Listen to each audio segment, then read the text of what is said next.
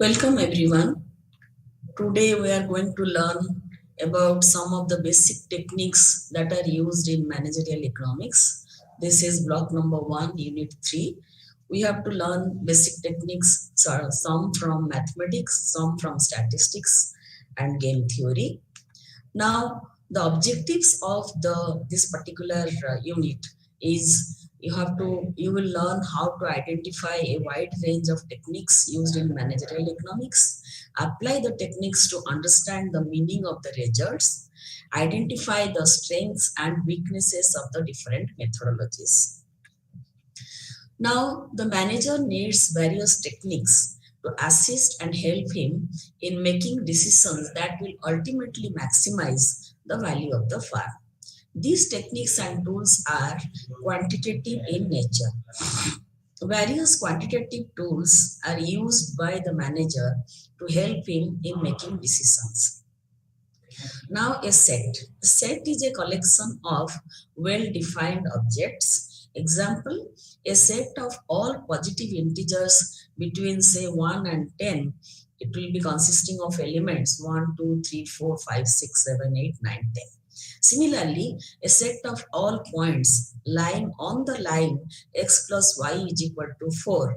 It will take different combinations of x and y coordinates so that the point will be on the straight line. Now, let us discuss something about opportunity set. In managerial economics, the need is to define an opportunity set of a decision maker, that is, the set of alternative actions which are feasible. The opportunity set of a consumer is the set of all combinations of goods which the consumer can buy with his given income. Given the consumer's budget and prices of all goods, the opportunity set is well defined, and we can find out whether the consumers can buy that combination of goods or not. For example, if a person consumes only two goods, X and Y, and whose prices are rupees 5 and rupees 4 per unit respectively, and his total income is rupees 100, then the opportunity set will be, I'll show you in the next slide, that is in the next slide. So opportunity, the set of that curve will be a straight line cutting x-axis and y-axis. If the consumer spends all his income on X, he can buy 20 units of X with no Y. Or if he spends all on good Y, then he buys 25 units of Y and no X. All other alternatives of spending rupees 100 will lie on the line AB, not below the line AB. Hence, the area OAB constitutes the consumer's opportunity set. Now, in this graph, we can make it out. Opportunity set is OAB. Any point below AB and above O, and that is inside the triangle, that is achievable but not desirable, because there the consumer is not spending all his money. If the consumer has to spend all his money on X and Y, then he has to remain on straight line AB. If he is spending less than 100 rupees, then he can stay somewhere below any point below AB. But that is not desirable, because in this, you all know that while maximizing the satisfaction level, the consumer has to spend all his money. Now here, there are the concepts of variables and constants, they are coming. Variables are a measure which change and can take a set of possible values within a given problem. A constant is a quantity which does not change in a given problem. For example, 3x plus 4y is equal to 7.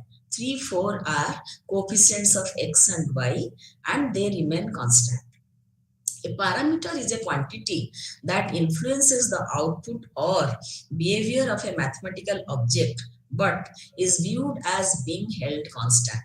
That is, y is equal to a plus bx. So a, b are parameters here. They can take any value, but they have to be expressed in constant. So sometimes it is called, parameters is also called a constant. Consider y is equal to a plus bx. Here a and b are constants and x and y are variables.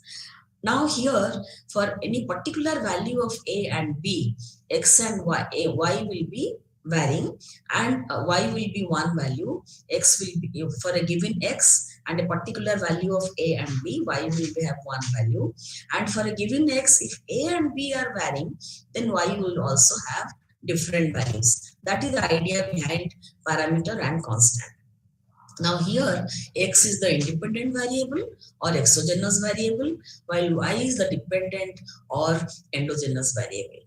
The value of x, x is the independent variable. Yes, the value of x will be given from outside the system, while values of y will be determined from within the system, determined by the equation. X can assume different values, and this will cause y to assume different values also. We can show the relationship between two variables, say q and p, by a function such that for every value of p, there is only one and only one value of q. In this case, function q is equal to a function of p. We can write it as qp.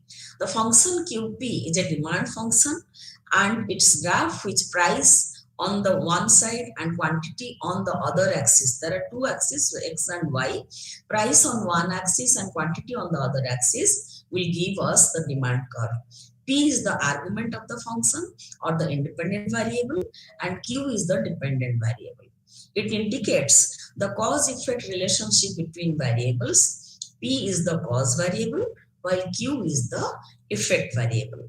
These are the basic building blocks of economic models. Most of the economic models are based on these type of functions. We'll discuss it later on.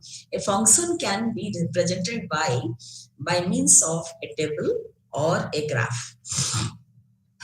Now here, left hand side is an example of linear function. Here q is equal to a minus bp. A is equal to the intercept, that is OA, and B is equal to the slope of the curve AB, that is OA by OB. This is a linear function.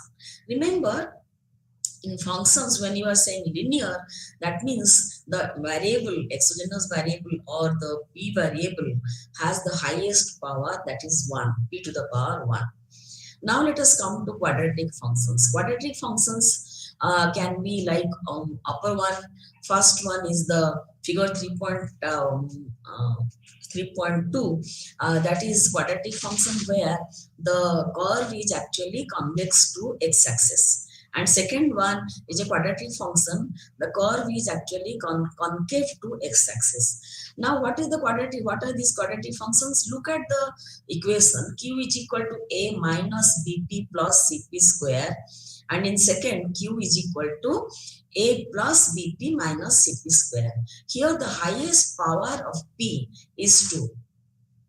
Now, a is the intercept. A is equal to OA in both the cases. But what about C? C is positive in case of the first one, and C is negative in case of the second one.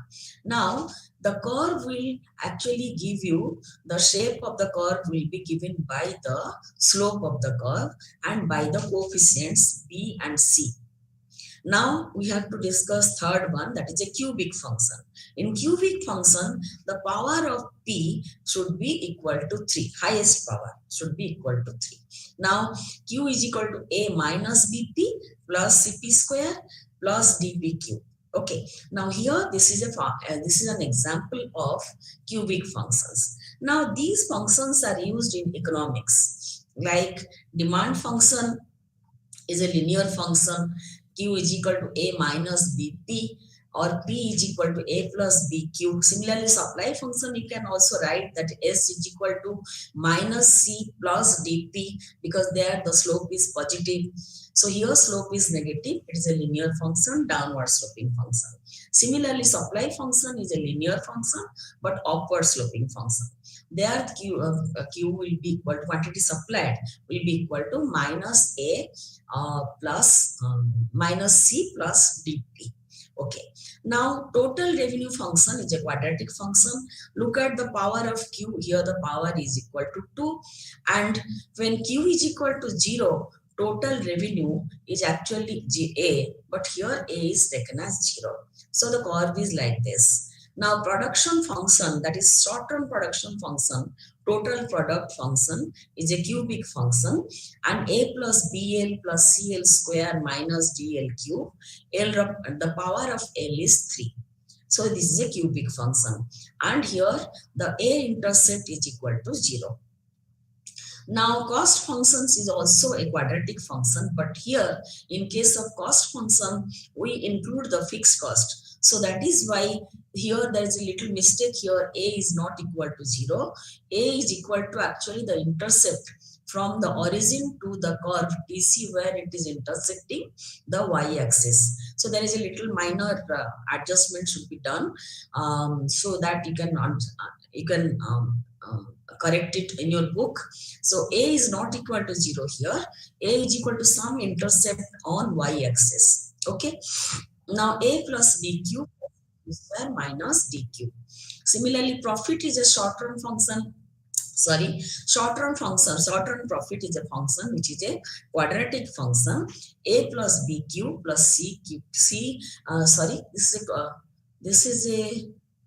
this is a cubic function. A plus bq plus cq square plus dq to the power 3. A is less than 0. This is a cubic function because the power is 3. Now we'll have to come to the concept of derivatives. The slope in mathematical use is the concept of marginalism in economic use. Thus, if y is a function of x, then dy by dx stands for the change in y as a result of 1 unit of change in x, that is marginal y of x. This slope or marginal function has enormous use in managerial economics. Remember, we have to use a lot of concepts of elasticities. They are actually, the marginal concepts are very much required. So dq by dp, where q is a function of p, you can say the marginal demand of price, or you can say that is the marginal demand of quantity demanded, where q is a function of price. Similarly, ds by dA is the first order derivative, simple derivative of your sales as a result of change in advertisement. Marginal sales of advertisement. That means here sales is a function, total sales is a function of advertisement. Similarly, dr by dq, that is the marginal revenue of output. Here revenue is a function of output. dc by dq, that is marginal cost of output. Here cost is a function of output. Now in case of averages, you know average means total of something divided by number of units. Like suppose I am saying q by p, that is equal to average demand or average number of quantity demanded. Now S by A is the average sales, total sales divided by total advertisement. R by Q is equal to average revenue, total revenue by number of units of output. C by Q is equal to average cost, and so on. When marginal concept is divided by corresponding average concept, we get the measurement of the measure, of the economic concept of elasticity. Now, what is elasticity? It is the ratio between the marginal concept and average concept. I have given one example in the first one, that is dq by dp by q by p, that will be equal to dq by dp multiplied by p by q, that is price elasticity of demand. Similarly, dc by dq into q by c is equal to output elasticity. This is not output elasticity of demand. Yes, output elasticity of demand. Then ds by dA into A by S, that is advertisement elasticity of sales, revenue, and so on. Now, elasticities measure the proportion of change. If the percentage change in quantity demanded is greater than the percentage change in price, then dq by dp into p by q will be greater than 1, which implies it is elastic demand or the demand is elastic. If the percentage change in quantity demanded is lesser than the percentage change in price, then dq by dp into p by q is less than 1. that is inelastic demand. If the percentage change in quantity demanded is equal to percentage change in price, then dq by dp into p by q will be equal to 1, which implies unitary elastic demand. Now we have to come, that was simple derivative. Now we have to come to partial derivatives. In case of partial derivatives, we have to consider these are the derivatives of concerning functions of more than one variable. In managerial economics, usually a function of several independent variables is encountered instead of a single variable. The functions have at least more than one independent variable. Like suppose I am saying output is a function of labor and capital. So here output is a function of both labor and capital. So here we have to, for the marginal concept, we have to use the concept of partial derivative. In the above equation of a function or equation, Q changes when there is a change in L, K being constant, and Q changes when there is a change in K, L being kept constant. These are known as partial derivatives or marginal functions of original functions of more than one variable. Now the symbol here will be del q by del L, which is equal to F subscript L, is equal to first order partial derivative of Q with respect to L, which is nothing but marginal productivity of L. Similarly, del q by del k is equal to F subscript k is equal to first order partial derivative of q with respect to k, that is equal to marginal productivity of capital. So here, when the function is having more than one independent variable, we have to use the concept of partial derivatives in order to demonstrate the marginal effect. For example, a consumer's demand for a product depends on the price of the product, price of other related goods, income, tastes, etc. When the price changes, the effect on quantity demanded of the goods can be analyzed only when all other variables are kept constant. The functional relationship that is obtained between the quantity demanded of a product and its own price is called a partial function. It is a function of one variable when all other variables are kept constant. The derivatives of the partial functions are known as partial derivatives of the original function and is shown as del f by del x or fx. The conventional symbol used in maths for the partial derivative is delta. In simple derivative, we use d, and here we are using delta to differentiate between simple derivative and partial derivative. But partial derivative is nothing but the simple derivative of a function keeping the other factor constant. That will come to it later on. Now here, example, suppose z is equal to fxy, 4x square plus 3xy plus 5y square. Now the partial derivative of z with respect to x will be equal to zx. We can write down fx, we can write down del z by del x. That is equal to partial derivative of 4x square with respect to x plus partial derivative of 3xy with respect to x plus partial derivative of 5y square, that is a mistake there, 5y square with respect to x. Now first one, since it is an x variable is there, that will become, we are taking simple derivative keeping y constant, there is no y, so it will be 8x. In second one, we are keeping y constant, that is why 3 and y, they will be treated as constant, and derivative of x is equal to 1, so that is 3y. In case of third one, we find that there is no x in the numerator, so here it will be 0. So 8x plus 3y is the partial derivative of z with respect to x. Similarly, partial derivative of z with respect to y, it will be derivative of first term with respect to y, derivative of the second term with respect to y, derivative of third term with respect to y. And look at here, now first one will become 0 because here x is kept constant.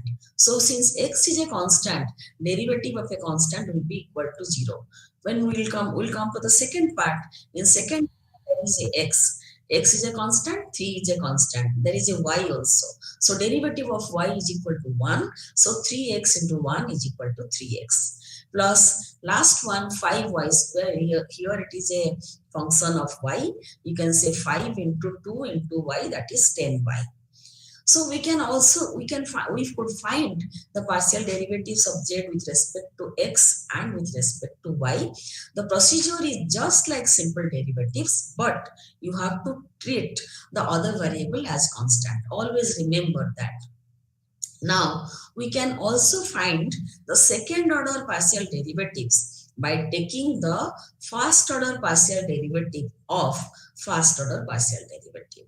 That is del of del z by del x by with respect to x. That means derivative of del z by del x with respect to x keeping y constant. That is zxx, or you can write down fxx, or you can write down del square z by del x square. Similarly, we will find derivative of partial derivative of del z by del y with respect to x keeping y constant. We will get actually 4. One will be del square z by del x square. Second will be del square z by del y square. Third will be del square z by del x del y. Fourth will be del square z by del y into del x. Now remember, del square z by del x del y is equal to del square z by del y del x, or fxy is equal to fyx, because on the basis of Young's theorem. So while taking the partial derivative, second order partial derivative, we get 4 second order partial derivatives. In the first order partial derivative, we get 2 first order partial derivative. In case of simple derivative, we got 1 simple order derivative, first order, and a simple first order derivative, and second order also we got 1 second order for simple derivative. But in case of partial derivative, we will get 2 first order partial derivative and 4 second order partial derivatives.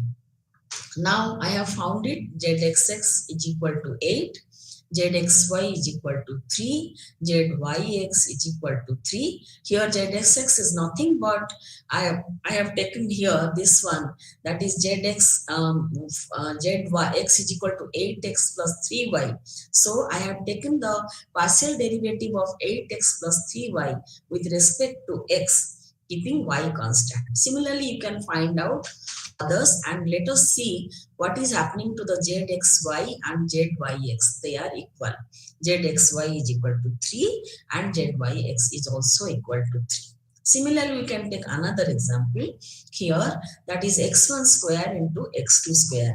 Here, when we are taking the first order partial derivative with respect to x1, x2 is being kept constant. So here x2 square is a constant, and the derivative of x1 square with respect to x1 will be 2x1. That is why it is 2x1 x2 square.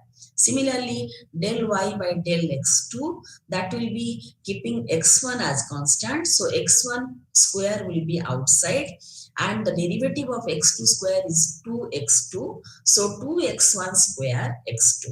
Similarly, you can find out second order partial derivative del square y by del x square, and del square y by del x1 square, del square y by del x2 square, and so on. And here also we find that del square y by del x1 del x2 is equal to del square y by del x2 del x1, which is equal to 4x1 x2.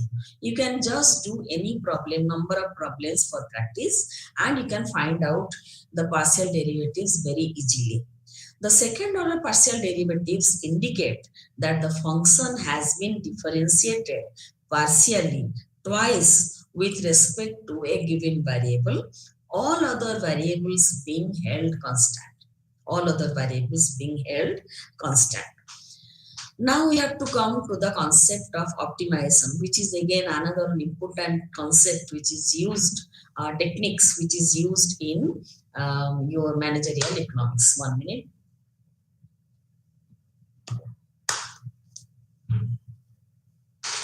Now, optimization is the act of choosing the best alternative out of the available ones. It describes how decisions or choices among alternatives are taken or should be made. Three elements are there: decision variables, the objective function, and the feasible set. A solution to an optimization problem is that set of values of the choice variables which is in the feasible set and which yields maximum or minimum, we can say optimum, maximum or minimum of the objective function over that feasible set. Now, what is decision variables? These are variables whose optimal values have to be determined. For example, a production manager wants to know at what level to set output in order to achieve maximum profit or maximum sales revenue. Here, output is the decision or choice variable. Labor, machine, time, and raw materials are choice variables if a works manager wants to know what amount of these are to be used so as to produce a given output level at minimum cost. The objective function. It is the real valued function whose value is to be either minimized or maximized over the set of feasible alternatives. Now the objective function is of the form z is equal to ax plus by, where x and y are the decision variables. The function z is equal to ax plus by is to be maximized or minimized to find the optimal solution. Here the objective function is governed by the constraints x is greater than equal to 0 and y is greater than equal to 0. The optimization problems which needs to maximize the profit, minimize the cost, or minimize the use of resources makes use of an objective function. The feasible set is the available set of alternatives is known as feasible set. A solution to an optimization problem is that set of values of the choice variables which is there in the feasible set and which yields maximum or minimum of the objective function over the feasible set. Now, on constant optimization of functions of one variable, y is equal to fx. Here, y is a function of one variable, that is x. Here, first order condition or necessary condition is dy by dx, that means must be equal to 0 in case of maximization, and dy by dx should be equated to 0 in case of minimization also. So, in both constant optimum functions, in case of unconstrained optimization, dy by dx should be equated to 0.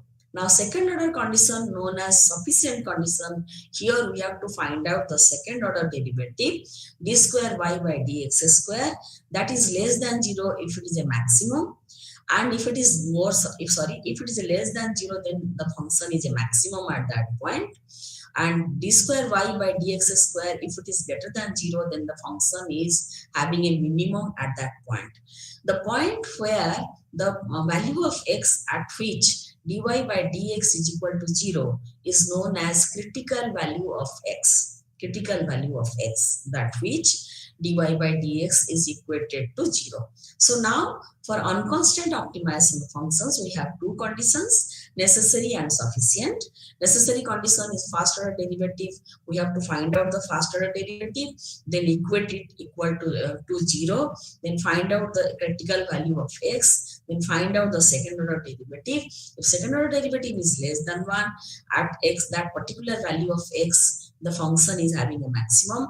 If the second order derivative is greater than 0, then or positive, then the function is having a minimum at that critical value of x. There is little typology error in the book, just correct it. Now problem, given a firm's demand function P is equal to 45 minus 0.5 Q and the average cost function is equal to Q square minus 8Q plus 57 plus 2 by Q. We have to find the level of output Q which maximizes total revenue, and second question is maximizes profit. Now let us come to maximization of total revenue. So what is total revenue? Total revenue is equal to price into quantity.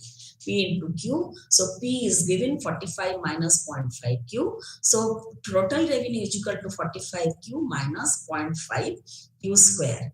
Now first order derivative of total revenue is equal to 45 minus Q. Remember here this is total. First order derivative is also marginal revenue. Equating it to 0, we get Q is equal to 45. So at Q is equal to 45, we have to find out what is the second order derivative. Now second order derivative of total revenue is equal to minus 1, that is negative. So the revenue is maximum at Q is equal to 45. So the question was we have to find the level of output Q which maximizes total revenue. So the answer is we have to find the output level is 45 units of output. At 45 units of output, this particular function will give us maximum total revenue. Now let us come to maximizing profit. Now profit is what? Profit is total revenue minus total cost. In the question we have been given only average cost. So we have to find out the total cost first. Total cost is equal to average cost multiplied by Q, that is equal to Q to the power 3 minus 8Q square plus 57Q plus 2. Now pi is equal to TR minus TC, then that is equal to minus Q to the power 3 plus 7.5Q square minus 12Q. Now d pi by dq is equal to minus 3Q square plus 15Q minus 12. So equating it to 0, we get Q is equal to 4 or Q is equal to 1. So first, let us take the second order derivative, that is minus 6Q plus 15. For Q is equal to 4, second order derivative is less than 0. And for Q is equal to 1, second order derivative is greater than 0. We need maximization of profit. So profit is maximum at Q is equal to 4. For unconstant optimization problem involving single independent variable, we need to satisfy some conditions. In economics, the necessary condition is called the equilibrium condition and the sufficient condition is called the stability condition. There may be equilibrium but it may not be stable. Thus, first order condition does not guarantee second order condition. Now let us come to constant optimization of functions of one variable.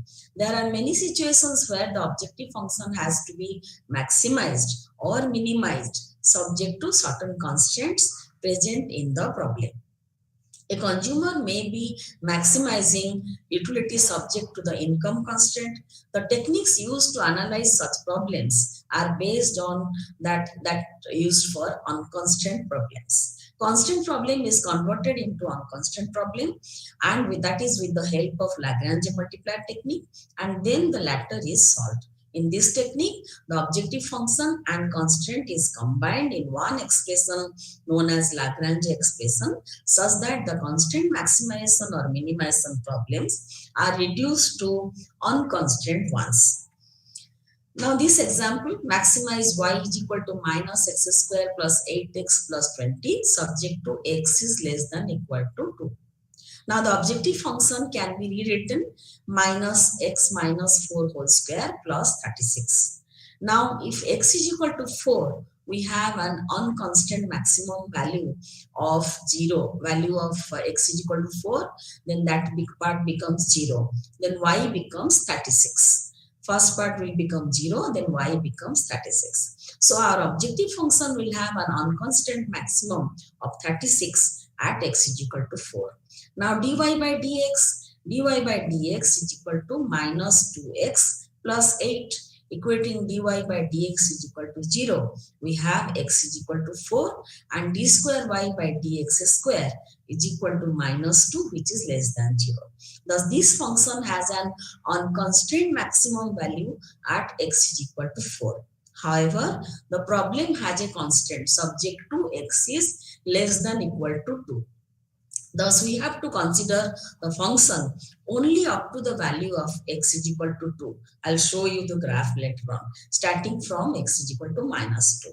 The maximum value of the function is then 32, which occurs when x is equal to 2. Thus, the constant maximum of the function y is equal to minus x square plus 8x plus 20 with constant x is equal to 2 would occur at x is equal to 2 and not at x is equal to 4. How? Let us see. Now here in this graph, the bar is there, x cannot have the value of more than 2. X value has to be less than or equal to 2. So x value is, when it is 2, actually the value is 32. That is why it is maximum. But without any constant, if x takes any value, then at x is equal to 4, the function is having a maximum value, that is 36. This is not possible in case of a constant optimum. Now let us see, let us implement the Lagrange expression. The Lagrange expression for constant maximization can be formed by writing this way. Y is equal to minus x minus 4 whole square plus 36, which we already know, with constant is equal to x, constant x is equal to 2, or x minus 2 is equal to 0. We can write that way. Suppose we are multiplying a positive number lambda to x minus 2 is equal to 0. Then the result will not affect this. So we can write lambda into x minus 2 is equal to 0. No problem. Adding the objective function and product of lambda with x minus 2 is equal to 0, we can write a new function L, capital L, which is equal to the old objective function, that is minus x minus 4 whole square plus 36 plus lambda into x minus 2. Now here capital L has become a function of more than one variable, x and lambda. Lambda is a variable here. It is a positive value, but it is a variable. We can find out del L by del x, del L by del lambda, then set them equal to 0. First order partial derivative. Del L by, I had already told you that we will get two partial derivatives. Now both the partial derivatives must be equated to 0. So del L by del x is equal to minus 2 into x minus 4 plus lambda is equal to 0. And del L by del lambda is equal to x minus 2 is equal to 0. So it implies x is equal to 2.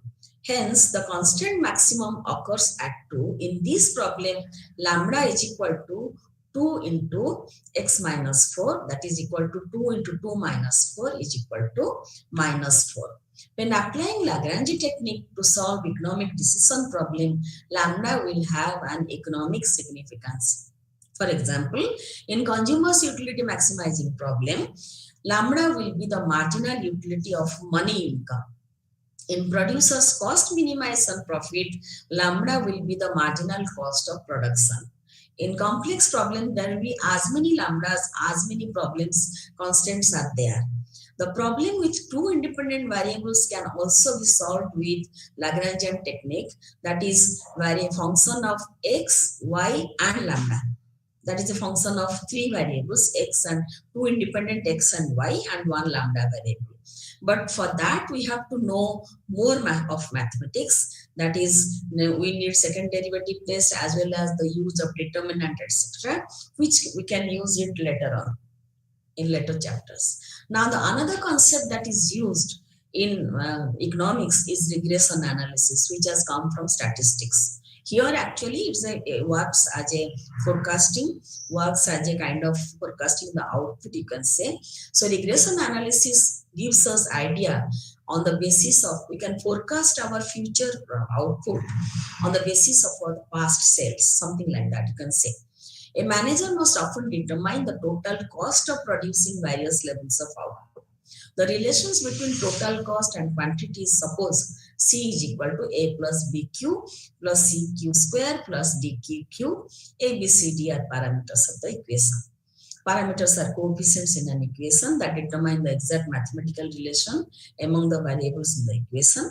So if the numerical values of the parameters are determined, the manager knows the quantitative relation between output and total cost. So the manager must know what are the values of A, B, C and D.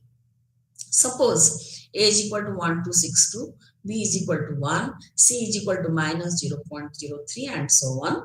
Now the equation can be written C is equal to 1262 plus Q minus 0.03 Q square plus 0.005 QQ.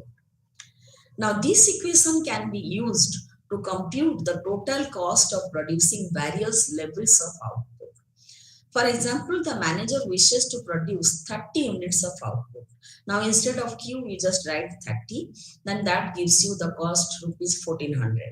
So in order for the cost function to be useful for decision making, the manager must know the numerical value of all these parameters A, B, C, D. The values of the parameters are often obtained by using a technique called regression analysis. It determines the mathematical relation between a dependent variable and one or more explanatory variables. Dependent variable is the variable whose variable is to be explained. Explanatory variables is the variables that are thought to cause the dependent variable to take on different values.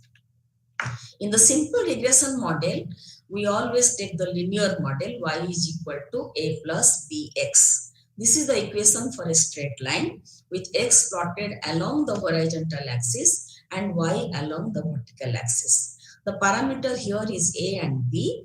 A is the intercept parameter because it cuts the y-axis, and parameter b is called the slope parameter because it gives the slope of the regression line. The slope of a line measures the rate of change of y as there is change in x. So dy by dx. It is therefore the change in y per unit change in x. Intercept parameter that gives the value of y at the point where the regression line crosses the y-axis. Slope parameter is associated with a 1 unit change in x or marginal concept. Y and x are linearly related in a regression model. The effect of change in x on the value of y is constant. A 1 unit change in x causes y to change by a constant amount of b units. Now here in this graph, we can say that suppose there is a sales measured on y-axis and expenses advertising is measured on x-axis. And here when there is zero advertising, the sale is 100 rupees, or sales is 100 rupees, 100 crores, rupees 100 crores. Now if the firm is actually spending 30 crores on advertisement, then the total sales is increasing to 250 crores. And here the change is delta S by delta A, that is 250 minus 100 divided by delta A is equal to 30 minus 0, that is equal to 5. So for every 1 unit increase on advertising, the firm can expect a 5 unit increase in sales. Now specifying the regression equation. First thing that the organization carrying out the regression analysis needs to do is to determine the range of variables which may affect demand for the product. Like for example, own price of a good, then question of whether there are any substitute or complementary goods or not. In case of an expensive consumer durable goods, the cost and availability of credit, that might be a consideration.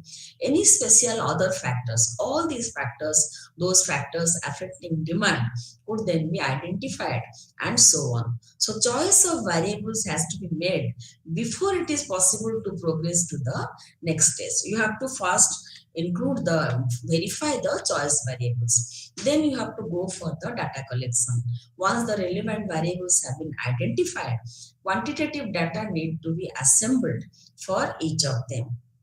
Like suppose you are dealing with the farm is dealing with an established product, then the farm might reasonably be expected to have access to a range of information regarding the variables which it controls, such as own price and advertising.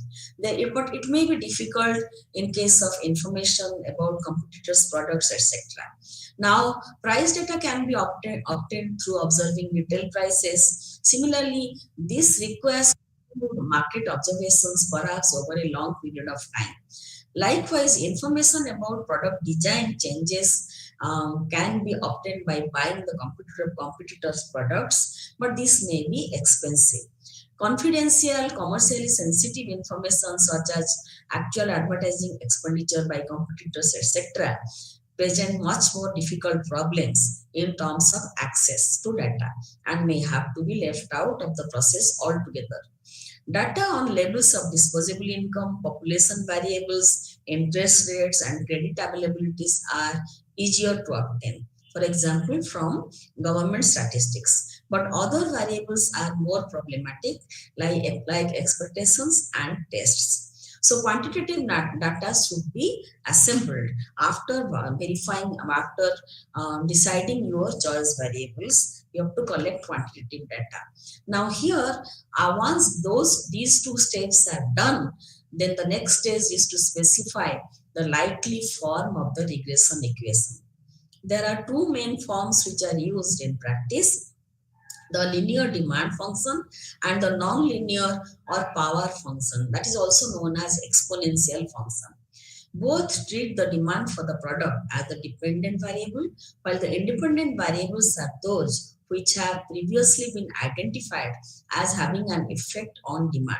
So we can write down the variables Q is equal to A plus BP plus CA. Here Q is a function of price and function of advertising. Or we can write down Q is equal to A into P to the power B and A to the power C. Here A represents the intercept of the line drawn from the equation with the vertical axis, and the B and C represent the regression coefficients with respect to own price P and advertising A respectively. These show the impact of each of these variables on product demand. Now, the exponential form of once they have been estimated, it is possible to predict the level of demand for any set of value of the independent variables by simply substituting them into the equation. The exponential form of the equation has the advantage that it can be written to give direct estimates of the respective elasticities of demand for the independent variables. This can be done by taking log Q is equal to log A plus B log P plus C log A, where B and C are the own price elasticity and advertisement elasticity respectively. Now, I'm not going into this thing. Now, let us come to estimating the regression equation. Now, how to estimate that? We can estimate, like suppose the farm manager of the farm wants to know the relationship between output and cost, that is the farm's total cost function. This would allow the manager to predict the cost of any specified rate of output for the next production period. So suppose this is here the dependent variable y is equal to a plus bx. Assume that the data on cost and output have been collected for each of 7 production periods and are reported in the following slides like this: 100, 150, 160, 240, 280, 370, 410, and the respective total output. Now, if we are putting that on the graph, on the figure here, all those black rectangles are the combinations of these combination 100, 0, 155, and so on. Then, sorry, 0, 100, 550 and so on. Okay, now here we have to find out slope is b, and that is equal to y2 minus y1 by x2 minus x1. Now all those black rectangles are actually the points, but we cannot make out anything whether there is a straight line or not. We are confused which one will be a straight line. There will be n number of straight lines. For only here the regression equation actually helps us. The technique here is called the ordinary least square regression estimation, and that can be measured in a number of statistical packages including Excel. Now here we can go for the least square estimation and we can find out the least square estimates. This is the problem. We have to find out yi minus y bar, xi minus x bar, xi minus x bar square. Then the formula for this is equal to b hat is equal to 12.21, a hat is equal to 87.08. So the regression equation here is y hat is equal to 87.08 plus 12.21 x. Here the coefficient is 87.08. This is the vertical intercept, and the A hat is equal to 87.08 is the estimate of fixed cost. And B hat is equal to 12.21. It shows that a 1 unit change in output results in rupees 12.21 change in total cost. So the B hat is an estimate of marginal cost. Now, decision under risk. Attitude towards risk. A farm may be a risk seeker, a farm may be risk averter, a farm may be risk neutral person. I'm not going into details into this. Now the farms have the different strategies, states of nature and outcomes. These are to be defined. So farms can take risk, a risk seeker, a risk averter and a risk neutral person. And the farms have different strategies, states of nature and outcomes. They are also to be defined. The strategy is one of the many alternative plans or courses of action. And a manager might be considering 3 strategies to increase profits. Build a more modern plant, one strategy. Implement a new marketing program, that is second strategy. Change the design of product to decrease the cost and increase the sales, that will be the third strategy, and so on. A state of nature is a condition that may exist in the future and that will have a significant effect on the success of a strategy. For example, the manager may not be aware of the economic conditions in the future. The possible states of nature may be normal, recession, or boom. The outcome results in either gain or loss based on a particular combinations of strategy and state of nature. The decision maker has no control over the state of nature. In particular, decisions made will depend on the decision maker's knowledge or estimation of how a particular future state of nature will affect the outcomes of each particular strategy. Now, these are the different formula. That is expected value of mean. It is a measure of expected return. Standard deviation is a measure of risk. Coefficient of variation is a measure of risk per unit of money return. So these expected values, standard deviations and the coefficients will be referred to as risk return evaluation statistics. Now, these statistics have a direct application in measuring the expected return and risk associated with any business decision for which a set of outcomes and their probabilities have been determined. Now, having defined risk and reviewed some of the related terminologies, the task now is to develop a quantitative measure of return and risk and to show how they are applied in the decision making. We know that individuals have different preferences concerning risk taking. It is also important that such preferences be identified and their effect on decisions be evaluated. Rational decision making requires that the expected returns be determined and the risk be measured, and that there be information about the manager's preference for risk. That is example I have taken the 2 investment alternatives, 1 and 2. Initial cash outlay is 100 for both. The probability of no inflation is 0.20. The probability of moderate inflation is 0.50. And the probability of rapid inflation is 0.30. The outcomes are defined as the present value of net profits for the next 5 years. Now let us see how it can be analyzed. So this is the table I have done. No inflation 0.20, moderate inflation 0.50, 0.30, outcome 100, 200, 400 for investment number 1 and 150, 200, 250 for investment number 2. Now state of nature is given and there is some probability with it.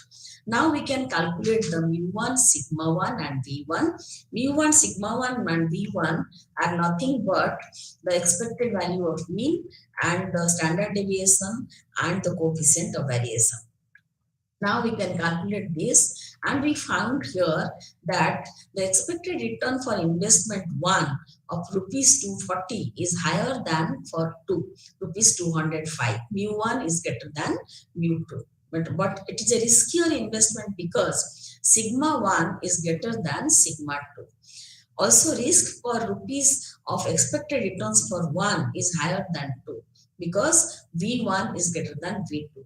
Which is the better investment? The choice is not clear. It depends on the investor's attitude about taking risks. A young entrepreneur may well prefer the investment number 1, whereas an older worker investing in a retirement account where risk ought to be minimized might prefer number 2. Generally, higher returns are associated with higher risk. Now, decision tree. This is a game theory concept which is again used in the economy in managerial economics. Some strategic decisions are based on a sequence of decisions. Like I take decisions, then you take decisions on the basis of my decision, like that. So alternative strategies can be evaluated then by using a decision tree, which traces sequences of stages, strategies, and states of nature to arrive at a set of outcomes. The probability of each outcome is found by multiplying the probabilities on each branch leading to that outcome. A decision tree shows 2 or more branches at each point where a decision or event, state of nature, leads to the various outcomes. The decision tree approach can be directly applied to managerial decision making. Now, decision tree, like for example, a farm entering a new market may decide to build a small or large plant. That is a managerial decision. Then this has no probability. Now, the competitor may react by starting a national, regional, or a new advertising program. Suppose I am a farm, I have entered to the market newly and I have produced a new product. I have offered a new product, then my rivals will come to the market. So, the possible economic conditions and the probabilities may be recession, normal, or boom, depending on the situation. Here also, the probability will depend on the size of the plant. The probability of each combination is found by multiplying the probability along each of the branches leading to the outcome. So we can go for this one, like tree. Here there is a chess player. The 2 players are playing chess. One has taken white and the other one has taken black. These are the different terms: D4, E4, NF3, NC3 are actually they are related to kings, queens, etc. Now let us assume that there are 4 possible moves for white. Move the king's pawn 2 squares, move the queen's pawn 2 squares, move the king's knight to king bishop 3, and move the queen's knight to queen's bishop 3. And chess notation, the 4 moves are E4, D4, NF3, and NC3. So white is going for D4, E4, NF3, and NC3. Now once white has made the first move, black has several different moves at his disposal.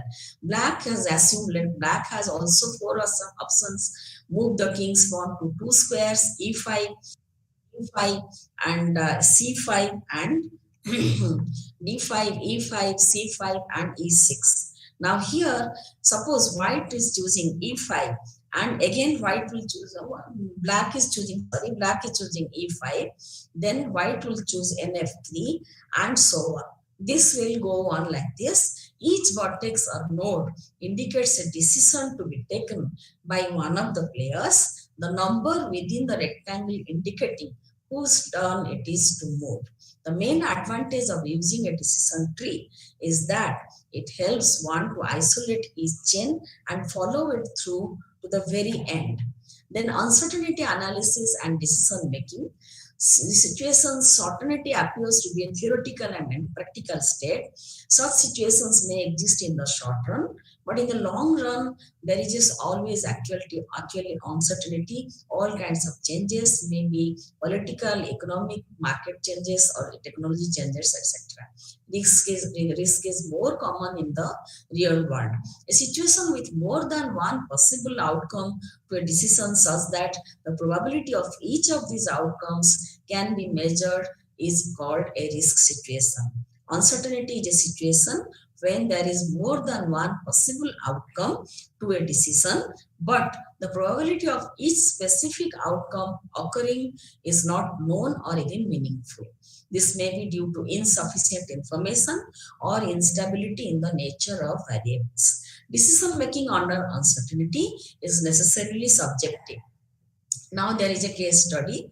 I'll come to it later on because if time permits. Now, role of managerial economist. In general, managerial economics can be used by the goal-oriented manager in two ways. Given an existing economic environment, the principle of managerial economics provide a framework for evaluating whether resources are being allocated efficiently within a firm or not. Secondly, these principles help the manager to respond to various economic signals. Thus, the working knowledge of the principles of managerial economics can increase the value of both the firm and the manager. Now, what we studied here is actually various quantitative tools, opportunity set, regarding parameters, regarding constant and unconstant optimization, regarding regression analysis, and decisions under risk. And the case study you can study by yourself. This is the summary of the study. I have done this one, how to find out the elasticity from a logarithmic function. This you can go through. Only thing is that at the last it is c into 1 by a, not c minus 1 by a. I had written c into, but while making it a bigger picture, it has come c minus. That is c into 1 or c into 1 by a. Look at the last line. That is the adjustment you have to make, and you can find out the elasticity. That is, B is the elasticity of price elasticity, C is the advertisement elasticity. That has been given in your book, but I have explained it in an elaborate way so that you can find out what is the elasticity of price and elasticity of advertisement. That's all. Thank you. Now, this example, I brought it for the class, but I don't think time will permit me. So, this you can do, and this problem is actually is very easy for you now. You have to just give the coefficients minus 1.5, 2.4. Since they are the elasticities, you can talk a little bit about them, or then on the basis of the magnitude, you can tell the relationship between quantity demanded and your price and advertisement. Thank you. Thank you all. Next class we discuss block number 2. That is after some time. Thank you.